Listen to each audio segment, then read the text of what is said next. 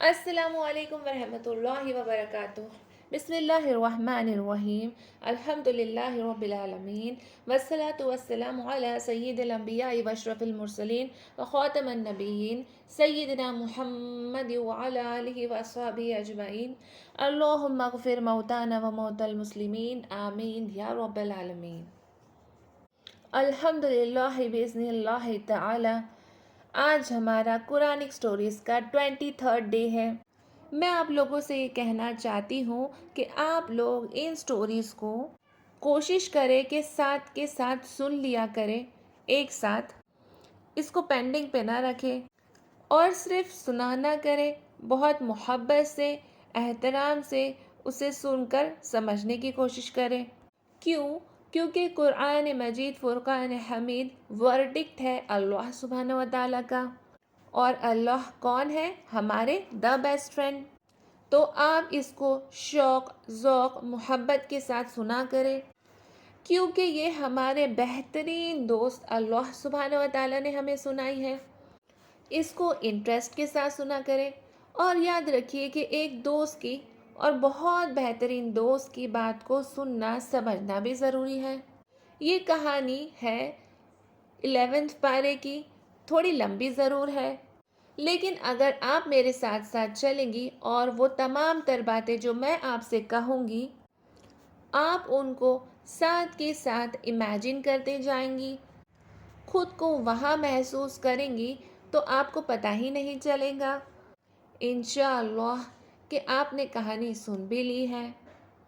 سورۃ التوبہ کی یہ بہت ہی اہم کہانی ہے، اور یہ ایسی کہانی ہے کہ جس کا ذکر اللہ سبحانہ و تعالیٰ نے کیا ہے قرآن مجید فرقان حمید میں۔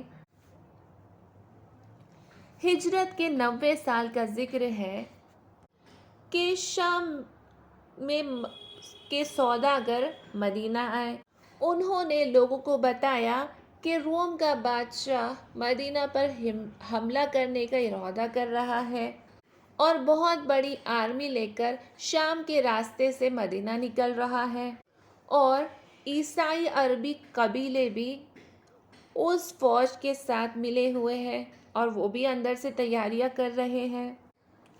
رسول اللہ صلی اللہ علیہ وآلہ وسلم کو جب یہ خبر ملی تو انہوں نے یہ فیصلہ کیا کہ روم کے بادشاہ کو عرب کے سرزمین پر قدم رکھنے نہ دیا جائے، اور آگے بڑھ کر شام کی سرحد پر وہاں مقابلہ کر لیا جائے۔ روم جو اس وقت کی بہت بڑی طاقت سمجھا جاتی تھی، بڑی بڑی فوجیں اور طرح طرح کے ہتھیاروں کے ساتھ، چنانچہ رسول اللہ صلی اللہ علیہ وآلہ وسلم نے عرب کے تمام قبیلوں کو پیغام بھیجا کہ وہ رومی فوج کے لوگوں سے مقابلہ کرنے کے لیے تیار ہو جائیں اور مدینہ منورہ پہنچے۔ اس کے ساتھ ہی رسول اللہ صلی اللہ علیہ وآلہ وسلم نے مدینہ کے لوگوں کو بھی جنگ کی تیاری کا حکم دیا۔ اس سال اللہ کی قدرت سے بارش نہ ہونے کی وجہ سے گرمی بہت تھی، لوگوں کا بہت برا حال تھا، اور کھجوروں کی فصلیں پکنے کے قریب تھیں، اور ڈر تھا کہ اگر وقت پر ان فصلوں کو نہیں نکالا گیا تو ساری کی ساری کھجوریں تباہ ہو جائیں گی، قحط بھی پڑ سکتا ہے۔ مدینہ کے لوگ اس موسم میں لمبا سفر نہیں کرتے تھے، چنانچہ منافقین نے مسلمانوں کو باہر جانے سے منع کیا، لیکن منافقوں نے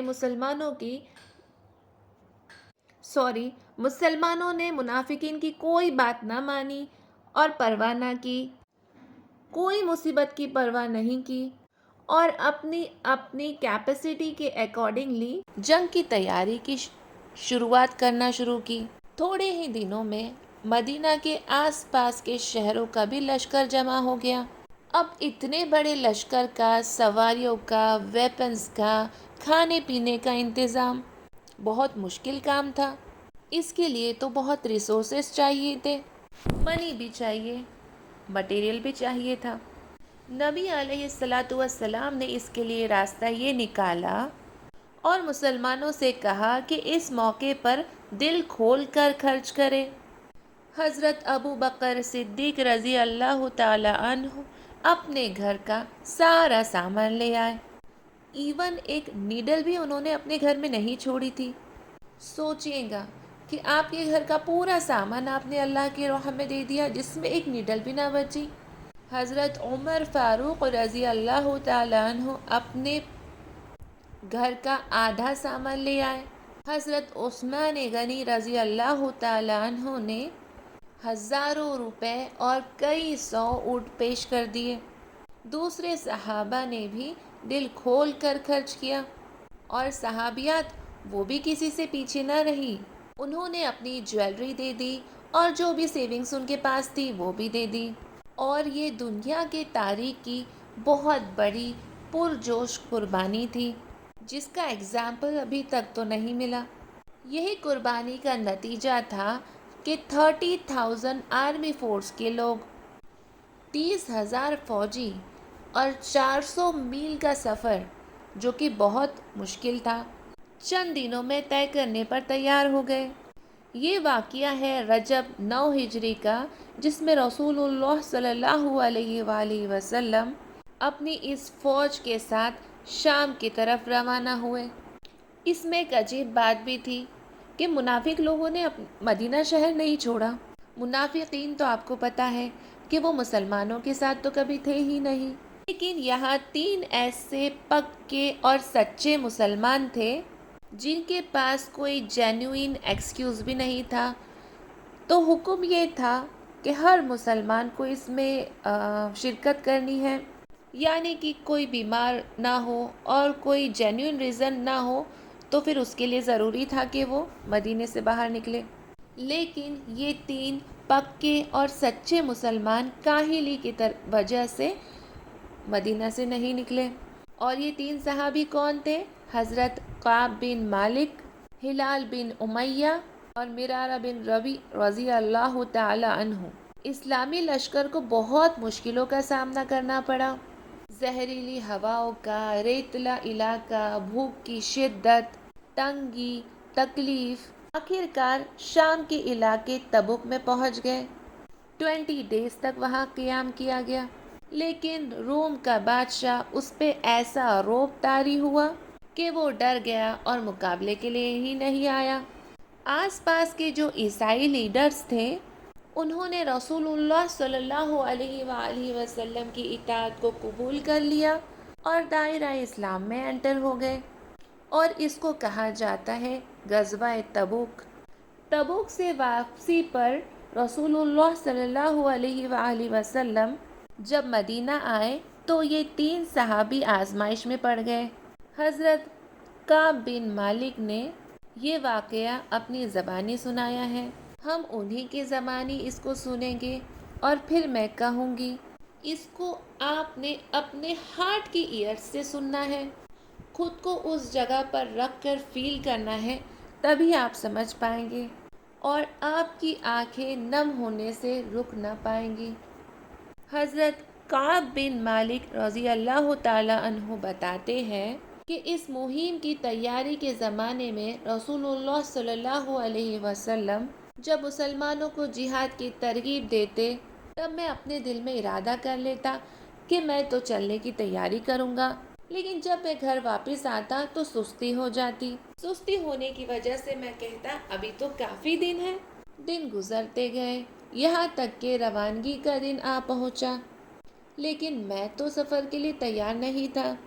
میں نے سوچا لشکر کو چلنے دیتا ہوں، 1-2 دن میں راستے میں مل لوں گا، میری سفاری کافی تیز ہے سواری، مگر لیزینس کی وجہ سے یہ ارادہ بھی پورا نہ کر سکا۔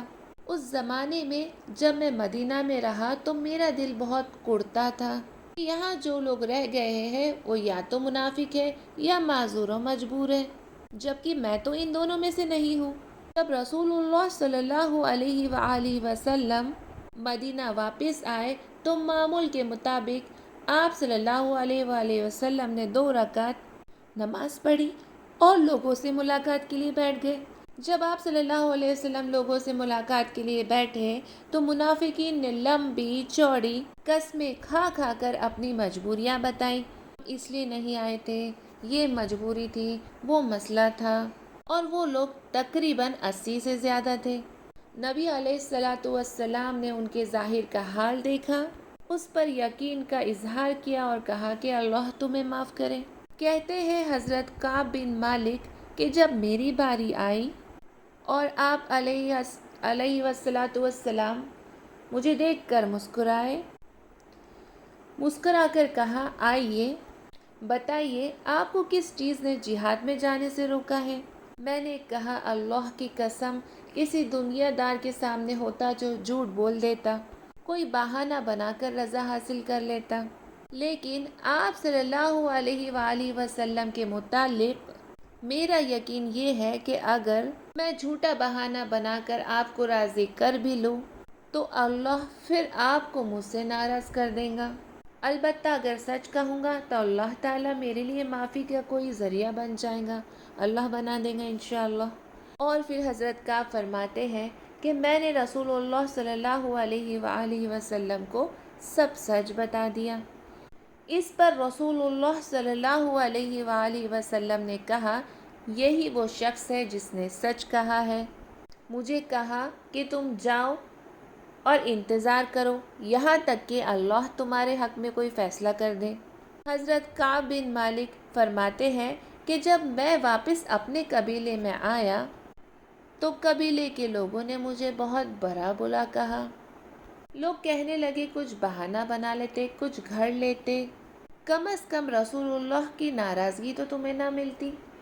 یہ سن کر انہوں نے سوچا کہ میں واپس رسول اللہ صلی اللہ علیہ وآلہ وسلم کے پاس جاؤں اور جا کر کوئی ایکسکیوز بنا دوں، لیکن انہی دنوں میں مجھے جب پتہ چلا حضرت ہلال اور برارہ بھی رسول اللہ صلی اللہ علیہ وآلہ وسلم کو ایسی سچی بات کر چکے ہیں تو مجھے بہت سیٹسفیکشن ملا، اطمینان ملا کہ یہ تو بہت اچھے، سچے اور پکے لوگ ہیں۔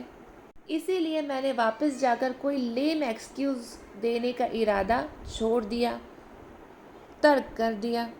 رسول اللہ صلی اللہ علیہ وآلہ وسلم نے لوگوں کو ہم تینوں سے بات چیت کرنے کا منع کر دیا، اور لوگ ہمارے لیے ایسے ہو گئے جیسے ہمیں جانتے ہی نہیں، یہاں تک کہ سارا کا سارا مدینہ ہمارے لیے اجنبی ہو گیا۔ حضرت کعب فرماتے ہیں کہ میرے باقی کے 2 ساتھی تو اپنے گھر سے باہر ہی نہ نکلتے اور گھروں میں روتے رہتے، جبکہ میں تھوڑا ینگ تھا، مضبوط بھی تھا، تو میں بازار جاتا، نماز پڑھنے جاتا، میں نماز پڑھنے مسجد جاتا اور رسول اللہ صلی اللہ علیہ وآلہ وسلم کو سلام کرتا، مگر پھر جواب کا انتظار ہی کرتا رہتا۔ میں رسول اللہ صلی اللہ علیہ وآلہ وسلم کے قریب ہو کر نماز پڑھنے کی کوشش کرتا اور نظریں چرا چرا کر نبی صلی اللہ علیہ وآلہ وسلم کی طرف دیکھتا رہتا اور یہ سوچتا کہ نبی، ہمارے پیارے نبی صلی اللہ علیہ وآلہ وسلم کس نظر سے مجھے دیکھتے ہیں۔ فرماتے ہیں کہ جب میں نماز پڑھتا تو آپ صلی اللہ علیہ وآلہ وسلم میری طرف دیکھتے اور جیسے ہی میری نماز مکمل ہوتی تو چہرہ مبارک میری طرف سے پھیر لیتے۔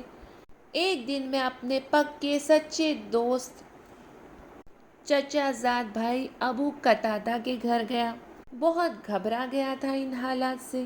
میں اس کے باغ کی دیوار پر چڑھا اور اسے سلام کیا، اس نے جواب نہ دیا۔ میں نے کہا، ابو قتادہ، کیا تم نہیں جانتے کہ میں اللہ اور اس کے رسول سے محبت رکھتا ہوں؟ کہنے لگے ابو قتادہ نے مجھے جواب نہ دیا اور وہ خاموش رہے۔ میں نے پھر پوچھا، انہوں نے جواب نہ دیا۔ میں نے تیسری مرتبہ اللہ کا واسطہ دے کر کہا، اے ابو قتادہ، کیا تم نہیں جانتے کہ میں اللہ اور رسول اللہ صلی اللہ علیہ وآلہ وسلم سے محبت رکھتا ہوں؟ فرماتے ہیں کہ ابو قتادہ نے مجھے صرف یہ جواب دیا کہ اللہ اور اللہ کے رسول بہتر جانتے ہیں۔ حضرت کعب فرماتے ہیں کہ اس کی میرے اندر سخت نہ تھی، میری آنکھوں سے آنسو بہہ نکلے۔ میں خاموشی سے ان کے گارڈن کی جو وال تھی اس سے اتر گیا۔ فرماتے ہیں انہی دنوں میں بازار سے گزر رہا تھا، وہاں مجھے ایک رومی ملک کا، شام کے ملک کا ایک تاجر ملا۔ اس نے مجھے شاہ غسان کا ایک لیٹر دیا جو کہ ریشمی کپڑے میں لپٹا ہوا تھا۔ میں نے اس کو پڑھا۔ اس میں لکھا تھا، میں نے سنا ہے کہ تمہارے صاحب تم سے ناراض ہے اور تم پر سختی کی ہوئی ہے۔ تم کوئی گرے پڑے آدمی نہیں ہو، آؤ ہمارے پاس، ہم تمہاری قدر کریں گے۔ حضرت کعب فرماتے ہیں کہ یہ دیکھ کر میرے دل پر لرزہ طاری ہو گیا کہ یہ وقت بھی آنا تھا کہ اللہ کے دشمن مجھے اپنی طرف آنے کے لیے پیشکش کرنے لگے۔ فرماتے ہیں کہ میں نے اس خط کو جلا دیا۔ جب 40 دن اسی آزمائش، کرب، تکلیف میں گزر گئے تو ایک آدمی نبی صلی اللہ علیہ وآلہ وسلم کا میرے پاس آیا کہ اپنی بیوی سے بھی الگ ہو جاؤ۔ اس سے پہلے بیوی سے الگ ہونے کا حکم نہیں تھا۔ وہ مجھے کھانا دیتی، میرے کپڑے دھوتی، میرا خیال رکھتی۔ میں نے پوچھا کیا میں اسے طلاق دے دوں؟ لیکن کہا گیا کہ نہیں، اسے طلاق نہ دو، ابھی بس اس سے علیحدہ ہو جاؤ۔ حضرت کعب فرماتے ہیں یہی سنتے ہی میں نے اپنی وائف کو اس کے پیرنٹس کے گھر بھیج دیا۔ اب میں بالکل اکیلا، تنہا، اجنبی سا مدینے میں، کوئی بات کرنے والا ہی نہیں۔ 50 ڈیز گزر گئے۔ فرماتے ہیں 50ویں دن میں مایوسی اور غم کی حالت میں اپنے گھر کی چھت پر بیٹھا تھا۔ مجھے لگ رہا تھا اتنی بڑی دنیا میں اب میری کوئی جگہ نہیں ہے، یہ زمین مجھ پر تنگ ہو گئی تھی۔ اتنی ہی دیر میں کسی شخص نے مجھے دور سے کہا، مبارک ہو کعب بن مالک، مبارک ہو کعب بن مالک۔ کہنے لگے میں یہ سنتے ہی سمجھ گیا کہ مجھے تو معافی مل گئی ہے، اور میں سجدے میں گر گیا۔ اس کے بعد تو لوگوں کا میرے پاس تاتا بن گیا، ہر ایک دوسرے سے پہلے میرے پاس پہنچ کر مجھے مبارکباد دینا چاہتا تھا۔ میں سیدھا مسجد نبوی پہنچا اور دیکھا کہ رسول اللہ صلی اللہ علیہ وآلہ وسلم کا چہرہ مجھے دیکھ کر خوشی سے دمک رہا تھا۔ میں نے سلام کیا اور رسول اللہ صلی اللہ علیہ وآلہ وسلم نے کہا کہ مبارک ہو، یہ دن تمہاری زندگی کا سب سے بہتر دن ہے۔ میں نے پوچھا اے اللہ کے رسول، یہ معافی آپ کی طرف سے ہے یا اللہ کی طرف سے ہے؟ رسول اللہ صلی اللہ علیہ وآلہ وسلم نے کہا یہ معافی اللہ کی طرف سے ہے۔ پھر نبی کریم صلی اللہ علیہ وآلہ وسلم نے مجھے آیت سنائی، اس کا ترجمہ کیا ہے؟ اور ان 3 کو بھی اللہ نے معاف کر دیا جن کا معاملہ ملتوی کر دیا گیا تھا۔ زمین جب ان پر تنگ ہو گئی اور ان کی جانیں بھی ان پر تنگ پڑ گئی، انہوں نے جان لیا کہ اللہ سے بچنے کے لیے کوئی پناہ گاہ نہیں سوائے اللہ کے دامن رحمت کے، تو اپنی مہربانی سے اللہ ان کی طرف پلٹا کہ وہ بھی اس کی طرف پلٹ آئے۔ یقیناً وہ بہت بڑا معاف کرنے والا، رحم کرنے والا ہے۔ میں نے پوچھا یا رسول اللہ صلی اللہ علیہ وآلہ وسلم، میری توبہ میں یہ بھی شامل ہے کہ میں اپنا سارا مال صدقہ کر دوں؟ نبی صلی اللہ علیہ وآلہ وسلم نے فرمایا کچھ اپنے پاس رہنے دو، یہ تمہارے لیے بہتر ہے۔ تو میں نے اپنا سارا مال سوائے خیبر کے مال کے صدقہ کر دیا، اور پھر میں نے اللہ سے عہد کیا کہ میں نے جو سچ بولا ہے اب میں اپنی ساری عمر سچ پر قائم رہوں گا، اور آج تک میں اپنے اس سچ پر قائم ہوں۔ دعا ہے کہ آئندہ بھی اللہ تعالیٰ مجھے ثابت قدم رکھے۔ یہ تھی وہ خاص توبہ جس کے بارے میں اللہ سبحانہ و تعالیٰ نے ہمیں قرآن میں بتایا ہے۔ اس سے ہمیں کیا کیا سبق ملتے ہیں؟ بہت سارے، سبحان اللہ۔ اس سے ہمیں یہ بھی پتہ چلتا ہے کہ سیرت بھی ہمیں ساتھ کے ساتھ پڑھنی ہے انشاءاللہ۔ ہم نے سیکھا کہ اسلام کو مضبوط کرنے کے لیے اپنے مال کو دل کھول کر خرچ کرنا چاہیے۔ وہ تمام ادارے، وہ تمام لوگ جو دین کی ترویج کا کام کرتے ہیں، ان کے لیے ہم نے بھرپور مالی معاونت بھی کرنی چاہیے، بھرپور ان کے لیے اپنا مال بھی وقف کرنا چاہیے۔ سیکھا دین میں کاہلی، سستی، غفلت یہ بہت غلط چیزیں ہو جاتی ہیں۔ اب ایسا نہ کرے کہ آج سبق یاد نہ کیا تو کل کر لوں گی، کل کہیں گے کہ میں پرسوں کر لوں گی، یہ تو غلط طریقہ ہے۔ آج کا سبق ابھی یاد کر لیجئے۔ ہم نے سیکھا کہ اصل عشق کا امتحان تو تب ہوتا ہے جب حالات ناساز ہو، یعنی مدینہ کے لوگوں کی کھجور کی فصل تو پکی ہوئی تھی، لیکن وہ تب بھی دین کی نصرت کے لیے نکلے۔ جب آپ فارغ ہوتی ہے، آپ کے پاس ٹائم ہوتا ہے تو تقریباً کوئی بھی قرآن پڑھ لیتا ہے۔ اصل مزہ تو یہ ہے کہ جب آپ بہت مصروف ہو تب آپ قرآن کو وقت دیجئے، اپنے سبق کو وقت دیجئے، بجائے اس کے کہ اس میں بھی چھٹیاں تلاش کرے۔ ہم نے یہاں یہ بھی سیکھا کہ نبی صلی اللہ علیہ وآلہ وسلم جب واپس آتے تو 2 رکعت نماز بھی پڑھتے، تو ہم بھی نفل پڑھنے کی عادت ڈال دیں گے انشاءاللہ۔ جب بھی ہم گھر واپس آئے، اسکول سے، ہاسپٹل سے، کالج سے، کہیں سے بھی، تو ہم کیا کریں گے؟ 2 نفل پڑھ لیں گے انشاءاللہ۔ ہم نے سیکھا لیم ایکسکیوزز دینا منافقین کا شیوا ہے۔ اب میں اور آپ یہ سوچ لیں کہ ہم دن بھر میں کتنے لیم ایکسکیوزز دیتے ہیں، اللہ کے سامنے بھی اور لوگوں کے سامنے بھی۔ ٹیچر کے سامنے بھی لیم ایکسکیوزز دیتے رہتے ہیں، یہ اچھے لوگوں کی نشانی تو نہیں۔ ہم نے دیکھا کہ عزائم جن کے اونچے ان کا اونچا بخت ہوتا ہے، زمانے میں انہی لوگوں کا امتحان سخت ہوتا ہے۔ کتنا سخت امتحان، 50 ڈیز۔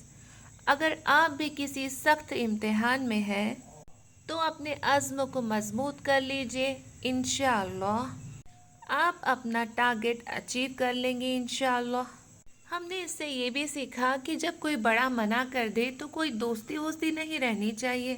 جب ٹیچر نے آپ سے کہہ دیا نو چیٹنگ، نو کراس ٹاک، اس کے بعد بھی اگر کوئی دوست آپ سے کچھ کہے تو آپ کے لیے یہ ضروری ہے کہ آپ ٹیچر کی بات مانیں۔ یہ دوستی نبھانے کا وقت نہیں ہوتا، ٹیچر کی بات ماننے کا وقت ہوتا ہے۔ ہم نے سیکھا کہ ہم نے سچ بولنا چاہیے، اپنے ٹیچرز سے بھی، اپنے مینٹورز سے، اپنے ٹیچر سے، اور ہر کسی سے ہم نے سچ بولنا چاہیے، جھوٹ نہیں کرنا چاہیے۔ ہم نے اس میں سیکھا کہ اگر کوئی بڑا آپ سے ناراض ہو یا پھر آپ کے کوئی ٹیچر آپ سے ناراض ہو تو ان کے پاس جانا چاہیے۔ حضرت کعب کیا کرتے تھے؟ قریب جا کر نماز پڑھتے تھے۔ تو جب ٹیچر ناراض ہو جائے، پیرنٹس ناراض ہو جائے، بڑے ناراض ہو جائے، ان کے پاس جانا چاہیے، منہ پھلا کر نہیں بیٹھنا چاہیے۔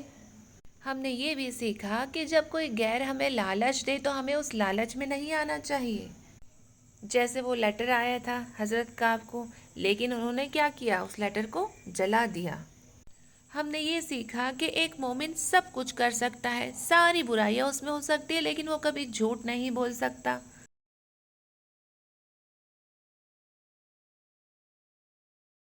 سورۃ التوبہ کے آخر میں اللہ سبحانہ و تعالیٰ نے رسول اللہ صلی اللہ علیہ وآلہ وسلم کی محبت کا بھرپور ذکر کیا ہے کہ وہ ہمارے لیے دعائیں مانگتے رہتے ہیں، ہمارے لیے تڑپتے رہتے ہیں۔ تو اس سٹوری کا ٹاسک آپ کے لیے یہ ہے کہ آپ کو سورۃ التوبہ کی 2 آیتیں، جو آخری کی 2 آیتیں ہیں، اسے یاد کرنا ہے، اچھے سے پڑھنا ہے اور اس کا معنی بھی دیکھنا ہے انشاءاللہ۔ اس کے بعد ہے سورۃ یونس، جس میں اللہ تعالیٰ نے چاند، ستارے، دن رات کے بارے میں بتایا ہے، جنت کا بتایا ہے کہ وہاں حمد و ثنا ہوں گی، سلام کی باتیں ہوں گی، اور اللہ تعالیٰ نے اس میں ہمیں اور بھی کہانیاں سنائی ہیں۔ انشاءاللہ سورۃ یونس کی کہانیاں ہم آگے سنیں گے۔ اللہ تعالیٰ پورے کے پورے دن پر عمل کرنا ہمارے لیے بہت بہت آسان فرمائے۔ السلام علیکم ورحمۃ اللہ وبرکاتہ۔